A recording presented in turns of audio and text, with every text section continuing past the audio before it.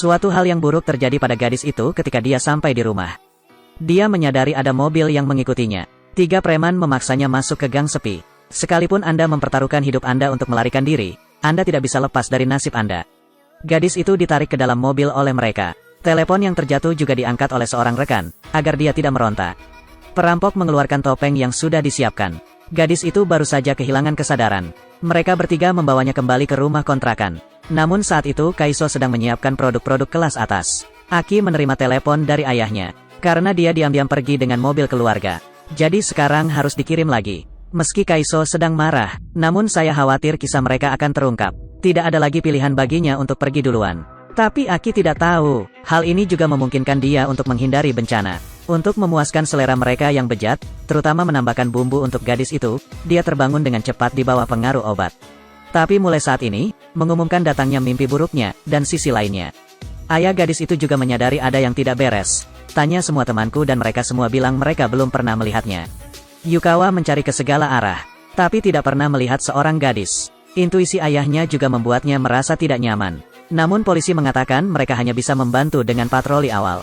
Karena menurut aturan, kasus tersebut tidak bisa diselesaikan dalam waktu 24 jam. Tapi mereka tidak tahu, gadis itu telanjang dan dimasukkan ke dalam kantong sampah, dibuang ke sungai oleh 2 ekor binatang. Polisi menemukan mayatnya keesokan harinya. Dan cerita yang dimulai pada titik ini mencapai klimaksnya. Saya percaya ketika saya menonton film ini, ada perasaan tidak enak di hati. Yukawa segera mengetahui kemalangan putrinya. Tapi tidak ada kesedihan di matanya. Karena anak perempuan sudah patuh sejak kecil. Untuk sementara polisi tidak dapat menemukan petunjuk apapun. Agar tidak menghina Yukawa, mereka menyembunyikan detail kejadian yang dialami gadis itu. Setelah penyelidikan forensik, mendeteksi sejumlah besar stimulan di dalam tubuh. Penyebab kematiannya adalah gagal jantung mendadak. Artinya sebelum kematian, telah mengalami pelecehan selama berjam-jam. Residu ditemukan di kuku jarinya. Juga menunjuk ke mobil klasik. Setelah mendengar kabar bahwa gadis itu dibunuh, Aki juga ketakutan sesaat. Dia mengeluarkan telepon yang dia temukan dan ingin memanggil polisi. Namun saat itu juga Kaiso menelpon, mengancam jika berani menceritakan kepada siapapun ia akan ditegur. Lagi pula, mobil itu hanya menyebutkan mobilnya sekarang. Dan mereka mempunyai keuntungan dalam hal usia, bisa keluar setelah pelatihan hingga 2 tahun. Aki juga takut, pasti menyerah untuk memanggil polisi. Tapi dia tidak punya niat untuk menyerah karena hal ini. Karena seorang teman adalah orang pertama yang bersikap tidak baik. Maka jangan salahkan diri Anda sendiri karena bersikap tidak adil, menganggap musuh-musuhmu sebagai temanmu. Dia dengan tegas mengeluarkan telepon gadis itu. Pesan suara terkirim. Setelah mengetahui informasi tentang 2 orang yang membunuh putrinya, Yukawa tidak memilih untuk memanggil polisi. Sebaliknya dia datang ke sini sendirian. Pada awalnya tidak sepenuhnya yakin akan keaslian pesan tersebut. Namun ketika dia melihat foto-foto berbagai gadis terpampang di dinding, baru pada saat itulah Yukawa menyadari masalahnya. Ruangan itu penuh dengan barang-barang korban. Dan juga menemukan pakaian putrinya di sini. Binatang-binatang ini begitu sesat sehingga mereka menandai segalanya. Dia masih menggunakan komputer, menemukan CD dengan nama seorang gadis di atasnya. Dia ragu-ragu untuk waktu yang lama. Masih tekan tombol buka. Dengarkan jeritan tak berdaya putri Anda yang datang dari dalam. Sudut mulutnya juga mulai bergetar. Menyaksikan putrinya disiksa sampai mati. Yukawa juga sangat marah. Namun pada saat itu pintu tiba-tiba terbuka. Salah satu binatang masuk. Saat ini, mata Yukawa tidak lagi menunjukkan belas kasihan. Dia mengambil sebuah tong dan tiba-tiba melancarkan serangan diam-diam. Pihak lain mencoba melarikan diri tetapi ditangkap. Yukawa menikam binatang itu di pahanya dengan pisau.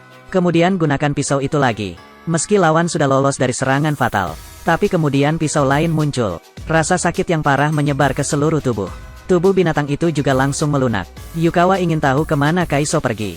Sejak dia memutuskan untuk melakukan pembunuhan besar-besaran, tidak bisa melepaskan binatang buas yang menyakiti putrinya. Namun dia tidak menyangka musuh akan memiliki kekuatan serangan balik. Sebenarnya segera mendorong Yukawa menjauh. Ada juga kesempatan singkat untuk melarikan diri. Namun setelah hanya mengambil 2 langkah, dia ditangkap lagi. Yukawa tidak ragu sama sekali. Luka tusukan lainnya di bahu anak laki-laki itu. Kali ini lawannya benar-benar ketakutan. Keberadaan Kaiso akhirnya terungkap. Tapi saya hanya tahu cara tinggal di motel. Tidak tahu persis di mana letaknya. Saat ini dia juga mengetahui identitas Yukawa. Saya tahu saya pasti akan mati hari ini. Anak laki-laki itu mengejek dengan putus asa. Namun hanya kematian yang menunggu. Tak lama kemudian polisi juga menerima telepon. Lebih dari selusin lubang kecil tertinggal di tubuh hewan itu. Masih berdarah, mereka menemukan telepon almarhum. Gambar 30 gadis juga ditemukan di sini. Ada juga banyak pengambilan video. Polisi juga kaget dengan isinya. Saya tidak menyangka akan banyak gadis yang terbunuh. Mereka awalnya ingin menghubungi Yukawa dan membiarkan dia menyelidikinya. Namun perusahaan mengatakan dia mengambil cuti 2 hari. Dan jangan pernah pulang ke rumah. Mereka mengetahuinya dari mantan istrinya. Selain beberapa perlengkapan memancing di rumah, ada juga pistol yang hilang.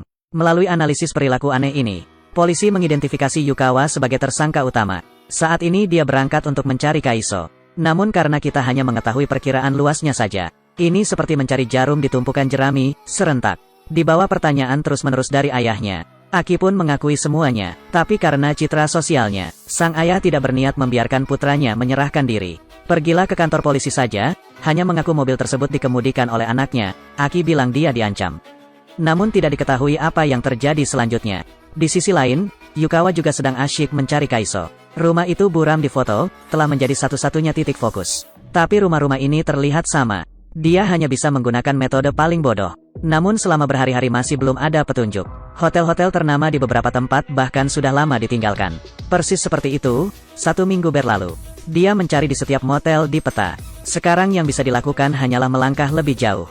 Untuk memastikan tidak akan terjadi gangguan, ia juga secara khusus mengirimkan surat kepada polisi. Segera mereka menerima surat dari Yukawa. Media juga memberikan liputan khusus. Dia secara pribadi mengakui kebenaran tentang pembunuhan itu. Dan berjanji akan menyerah setelah menemukan Kaiso. Polisi ingin mengumpulkan petunjuk. Namun di luar dugaan, hal itu menjadi bumerang. Seluruh masyarakat mendukung Yukawa, menganggap balas dendamnya patut dipuji. Polisi menentukan perkiraan lokasi melalui Kepos. Namun mereka tidak tahu bahwa inilah tujuan Yukawa. Saat ini dia telah mencapai kota berikutnya. Namun saat menyamar, dia disangka sebagai seorang tunawisma. Akibatnya, dia tertarik pada seorang wanita pemilik toko yang baik hati. Tapi ayah Kyoko mengira dia tampak familiar. Namun setelah berpikir lama, saya lupa di mana saya melihatnya. Keesokan harinya dia berbohong dan mengatakan dia akan pergi memancing. Orang tua yang baik hati itu ingin mengantarnya pergi. Namun, Yukawa menunggu sampai pihak lain pergi, lalu ubah arah dan pergi ke lokasi berikutnya. Namun hanya sedikit orang yang mengetahui bahwa tindakan mereka juga terekspos. Pada siang hari, dia mencari di setiap tempat sesuai rencana. Di malam hari, rencanakan rencana perjalanan hari berikutnya. Hari itu saya akhirnya menemukan rumah serupa. Tunggu sampai dia datang, melihat bahwa keadaan dan orang-orang di sini telah berubah, dan sisi lainnya.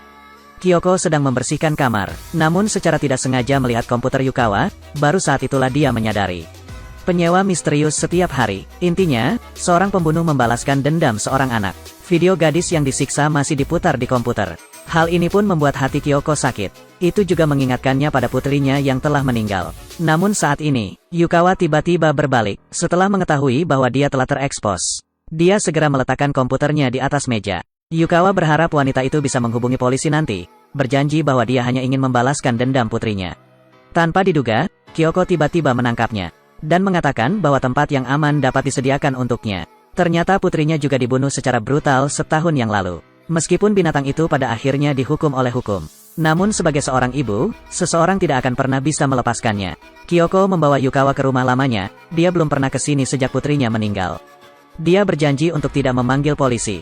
Di saat yang sama, dia juga memahami keinginan Yukawa untuk membalas dendam. Kyoko ingin membantunya, karena hanya dengan cara inilah dia bisa merasa terhibur, dan sisi lainnya. Polisi menemukannya di rumah Ibu Kaiso. Dia menggunakan kartu bank untuk mendapatkan uang.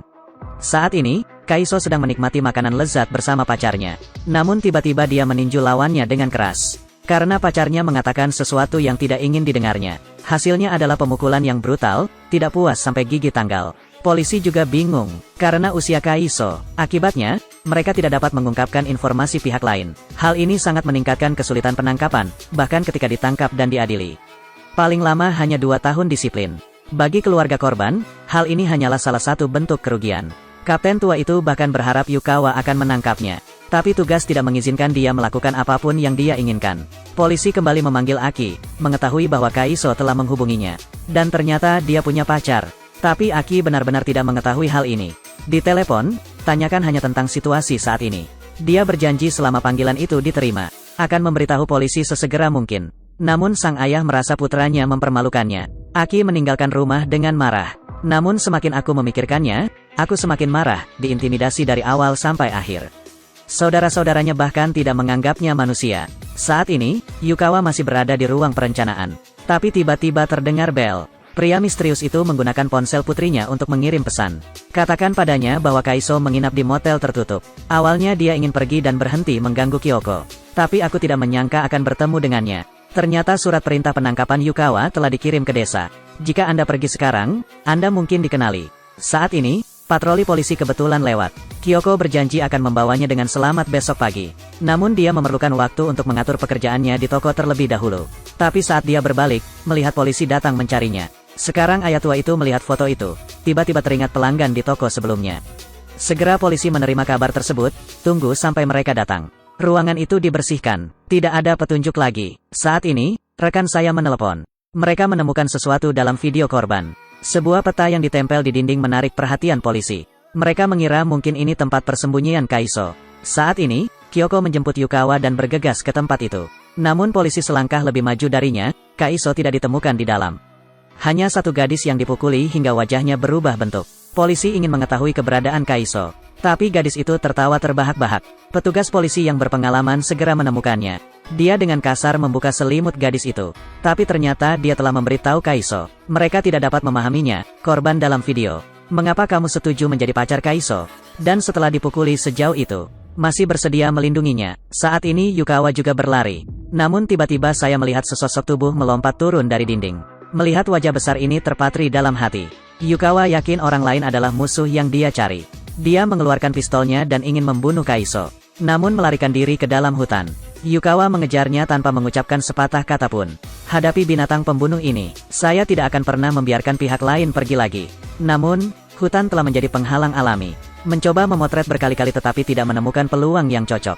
Akhirnya mendapat kesempatan. Dia menangkap sudut yang sempurna. Namun karena dia belum lama berburu, dia meleset dari sasaran. Suara tembakan langsung menarik perhatian polisi, bisa menunggu sampai Yukawa mengisi ulang. Namun dia terpeleset dan jatuh. Dan Kaiso juga lolos. Tunggu sampai polisi tiba, tidak ada seorang pun di sini lagi. Untungnya Kyoko muncul tepat waktu. Yukawa beruntung tidak terdeteksi. Namun kini kesempatan sempurna telah terlewatkan. Percaya bahwa akan sulit menemukan Kaiso di masa depan.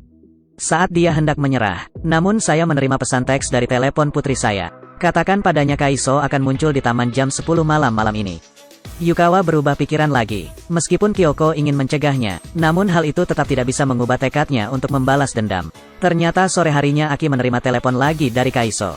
Diperintahkan untuk mengirim $10.000 untuk mendanai pelarian dengan cepat. Tapi Kaiso tidak tahu, polisi berhasil Aki. Mereka merencanakan dengan cermat, dan menjamin keselamatan Aki di masa depan. Namun polisi tetap mengawasi dengan cermat. Karena jika Kaiso tertangkap oleh mereka, maka mustahil menyembunyikan kejahatan Anda. Itu sebabnya dia diam-diam memberitahu Yukawa, berharap bisa menggunakan tangan orang lain untuk melepaskannya. Namun dia terlambat karena perjalanannya terlalu jauh. Saat ini, polisi juga melakukan penangkapan. Namun Aki menunggu lama di taman namun tetap tidak melihat Kaiso dimanapun. Saat itu ponselnya berdering lagi. Tanpa diduga, Kaiso berpindah lokasi untuk sementara. Polisi tidak punya pilihan selain mengawal Aki ke lokasi pertemuan baru. Dan detektif tua itu tetap tinggal di taman. Namun siluet Yukawa ditemukan di alun-alun. Dia tidak memilih untuk melapor kepada rekan-rekannya. Kaiso akhirnya muncul di sisi lain. Namun saat dia hendak meminta uang kepada Aki, tiba-tiba seorang pria keluar dari kerumunan. Dia bergegas menuju Kaiso. Ternyata putrinya juga menjadi salah satu korban. Namun ayah tua itu menginjak kaki kirinya dan terjatuh. Belati yang dijatuhkan juga direbut oleh Kaiso. Pisau itu menusuk ke dada lawan. Polisi tercengang saat melihatnya. Saat itulah Kaiso menyadari bahwa dia telah jatuh ke dalam jebakan. Dia menyandera Aki dan berulang kali mundur. Melihat banyaknya mobil polisi yang lewat, Yukawa menyadari ada yang tidak beres di pusat perbelanjaan. Saat ini, Kaiso menarik Aki ke dalam lift. Tanpa diduga, keduanya hanya turun ke lantai 1, sekali lagi dikelilingi oleh polisi yang menunggu. Anggap saja kedua belah pihak menemui jalan buntu. Yukawa melangkah maju dengan tatapan penuh tekad di matanya. Polisi segera mengeluarkan senjatanya. Mereka semua menoleh ke Yukawa. Namun dihadapkan pada peringatan pistol yang tak terhitung jumlahnya, dia tidak memilih untuk menyerah. Sebaliknya, langkahnya semakin mantap. Mendorong menuju Kaiso selangkah demi selangkah. Aki sangat takut hingga dia kencing di celana. Namun tetap berharap Kaiso bisa meletakkan belatinya. Karena umurnya dilindungi undang-undang, dalam beberapa tahun, Kaiso juga memahami kelebihannya. Dia perlahan-lahan meletakkan belati di tangannya, mengetahui bahwa polisi akan melindungi. Namun dia mengabaikan tekad seorang ayah. Pikirkan tentang anak perempuan yang dianiaya. Yukawa menyipitkan matanya dan membidik Kaiso. Jarinya perlahan bergerak menuju pelatuk. Namun pada saat itu terdengar suara tembakan. Dia ditembak dan dibunuh oleh petugas polisi yang baru direkrut. Detektif tua itu juga takut dengan kecelakaan tak terduga ini. Namun dia hanya bisa menghibur rekan-rekannya dan tidak menyalahkannya. Hal yang banyak dibicarakan tentang balas dendam ayah juga telah berakhir. Mungkin masih Kaiso yang terakhir tertawa. Dan binatang sesat itu membunuh 30 wanita. Perkara tersebut pada akhirnya akan dinyatakan selesai dengan kesimpulan ini. Polisi muda itu menembak, juga terpaksa mengundurkan diri di bawah tekanan sosial yang sangat besar. Pedang pengembara Keigo. Mungkin film ini tidak memiliki sensasi yang ingin kita lihat. Namun lebih tidak berdaya. Beberapa orang berpendapat bahwa hukum melindungi orang-orang yang tidak seharusnya dilindungi. Beberapa orang merasa kasihan atas kematian Yukawa. Banyak orang bahkan menuding polisi muda itu. Ini juga menjadi titik sulit di hati setiap orang. Jadi jika Anda seorang penulis, bagaimana Anda akan menulis artikel tersebut?